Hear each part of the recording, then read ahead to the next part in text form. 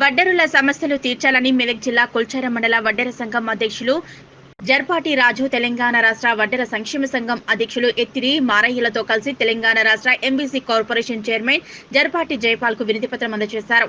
ఈ సందర్భంగా తెలంగాణ రాష్ట్ర వడ్డెర సంక్షేమ సంఘం అధ్యక్షుడు మారయ్య మాట్లాడుతూ, కొల్చారంలో ఫారెస్ట్ అధికారులు వడ్డెరులను రాళ్లు కొట్టకుండా అడ్డుకుంటున్నారని తమ దృష్టికి వచ్చిందన్నారు. కాగా గ్రామంలోని వడ్డెరులు స్థానిక తిరుమలయ్యగుట్ట ప్రాంతంలో తరతరాలుగా రాయి కొట్టి జీవనం సాగిస్తున్నారన్నారు. ఇటీవల నూతనంగా వచ్చిన బీట్ ఆఫీసర్ వారిని రాళ్లు కొట్టనీయడం లేదని, దీంతో వారి ఉపాధి దెబ్బతింటుందని, వారి కుటుంబాలు రోడ్డున పడతాయన్నారు. వడ్డెరులకు రాళ్లు కొట్టడం తప్ప మరో పని రాదన్నారు.